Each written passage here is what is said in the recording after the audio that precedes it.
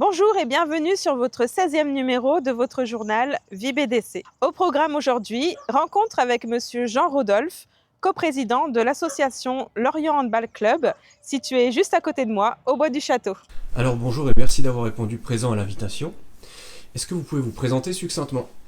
Bonjour, je suis Rodolphe Jean, j'ai 46 ans, je suis résident du quartier du Rouault, mitoyen du quartier du Bois du Château, ancien joueur de handball et coprésident du club de handball, le Lorient Handball Club, qui est situé à Bois du Château. Alors quand est-ce que le club a été créé ? Alors le club a une longue histoire. La structure LHBC a été créée en 1990 par la fusion des deux clubs qu'il y avait à l'époque, le PLL et le Folklore. Alors je n'étais pas là à l'époque, mais sur le site internet du club, on a tout l'historique. Donc c'est un club qui a toujours été mixte et qui fait de tous les âges. Alors selon vous, quel rôle peut jouer un club sportif dans la vie d'un quartier ? Le rôle d'un club sportif, c'est de créer des opportunités pour les parents, les enfants, quelque chose d'avoir qui est aussi proche. En l'occurrence, les enfants ne choisissent pas forcément où ils vont habiter, on n'a pas forcément le choix d'aller à l'école. Par contre, on peut choisir son activité. Et quand c'est juste à côté, quand il y a toutes les contraintes qu'il y a pour les parents au niveau de la logistique des transports, c'est un gros plus. Nous, en l'occurrence, beaucoup d'entraînements sont donc de la salle de Bois du Château. En plus, on a des événements un peu extra-sportifs pour les enfants lorsqu'il y a des stages. Le siège étant là, c'est vraiment tout à proximité. La notion de petit village de Bois du Château est vraiment complémentaire quand on a ces activités juste à côté. Le club intervient aussi à l'école primaire. Pourquoi est-ce important de commencer le sport dès le plus jeune âge ? Avant, les enfants naturellement faisaient beaucoup d'activités. Maintenant, il y a beaucoup d'autres distractions. Mais l'activité physique est un loisir. Il n'y a pas forcément obligé de faire du sport, mais un loisir était hyper important pour les enfants dès le plus jeune âge. C'est-à-dire qu'il y a une opportunité de faire quelque chose dans lequel on va se réaliser. C'est un peu la découverte de son corps, qu'on est capable de courir, capable de faire des choses différentes. Parfois à l'école, on peut être en difficulté, on n'est pas forcément à l'aise sur certaines choses.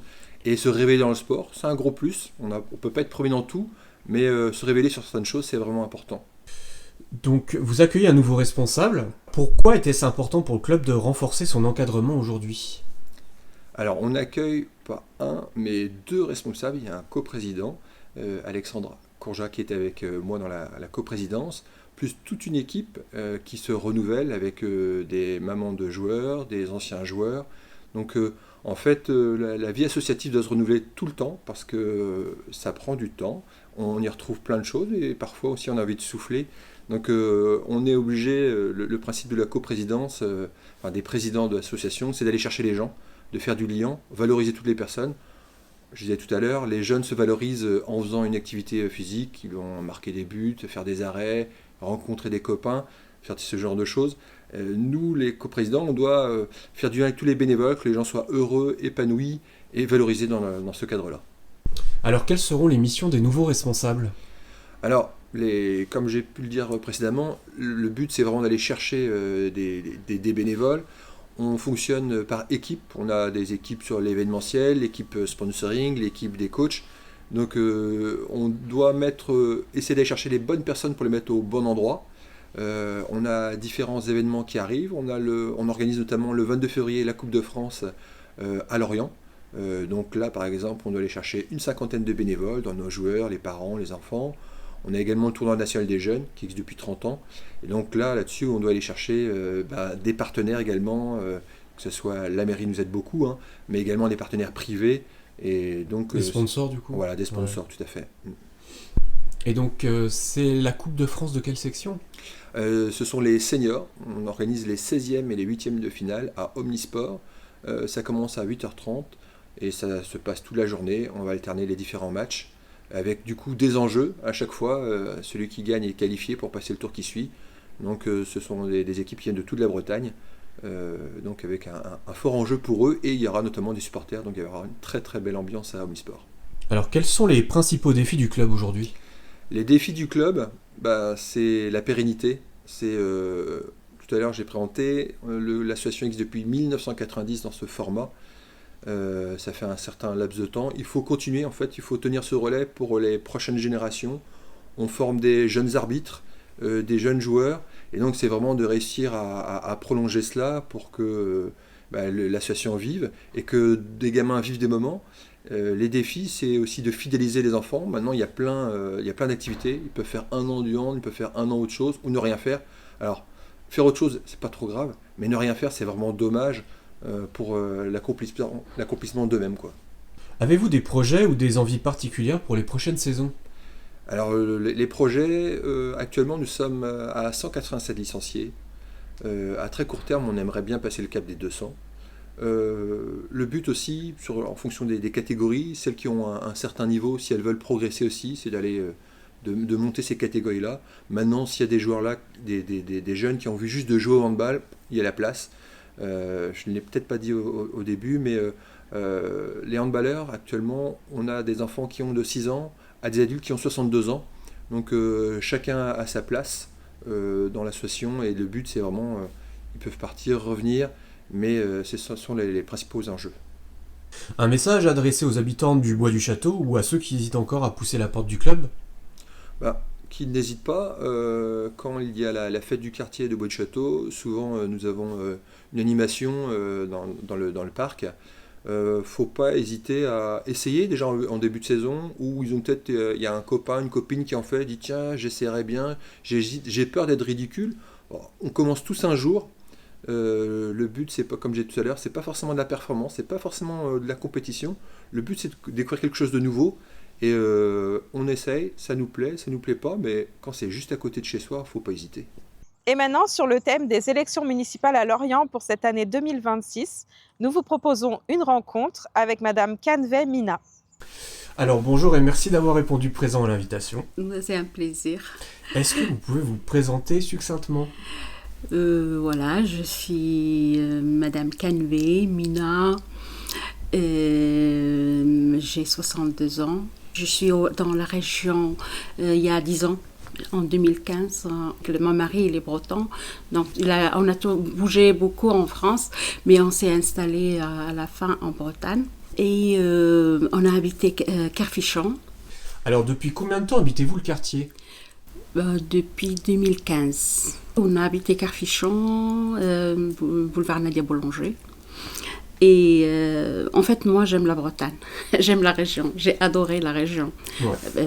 Sachant que j'ai passé toute ma vie... Je suis en France qu'en 2008. On a été dans le sud de la France. J'ai découvert la France, le sud. Et je préfère beaucoup la Bretagne. Alors, à quelles activités participez-vous à la maison de quartier?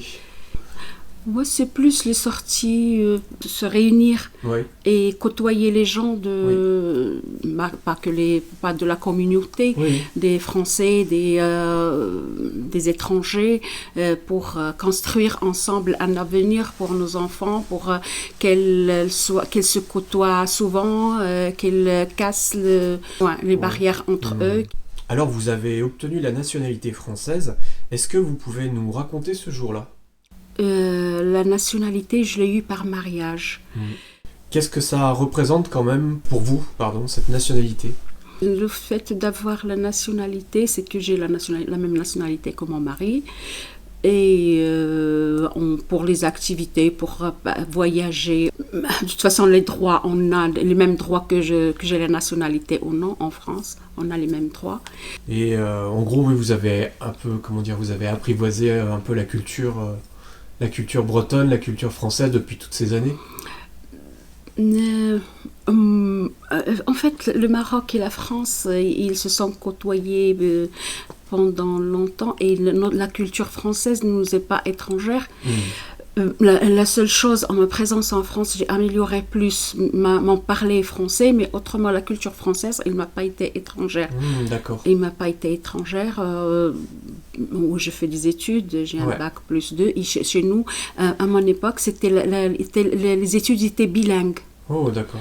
Donc, j'avais pas de... Peut-être j'ai amélioré ma façon de parler, l'accent, mais autrement, le vocabulaire et les idées, c'était mon capital depuis que j'étais chez moi.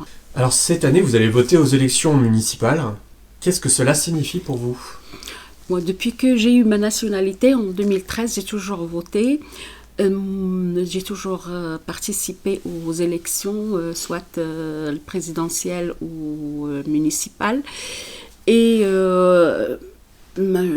j'ai envie de donner mon avis, je sens le besoin de participer, je ne voudrais pas rester à l'écart où je donne mon avis, quel que soit, ça soit suivi ou pas, de toute façon je ne m'absente pas. Est-ce qu'on peut dire que pour vous c'est important de pouvoir participer à la vie citoyenne de la commune ?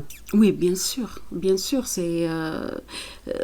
au moins, on dit qu'on a fait quelque chose, qu'on a donné notre avis, qu'on a participé, mais sinon, se retrancher ou ça donne pas ça donne pas de résultat, quoi. On dit ce qu'on a dans le cœur, on participe, et après, si ça marche pas, ça marche pas. Si ça marche, ça marche. Merci Madame Canvet pour cette intervention et nous vous invitons toutes et tous à aller voter les 15 et 22 mars prochains. Et tout de suite, à vos agendas.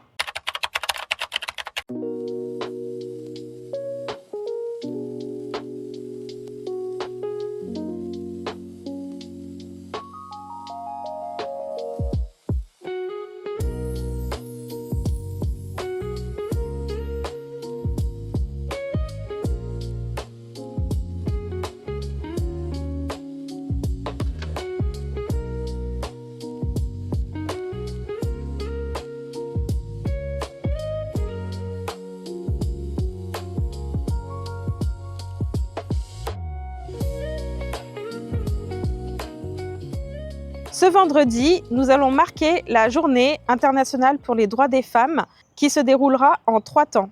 Premièrement, on se retrouvera entre midi et 14h pour un repas partagé, suivi d'un instant bien-être. Et nous vous invitons à venir nombreux à notre soirée apéro-débat sur le thème « Égalité hommes-femmes » à 18h30.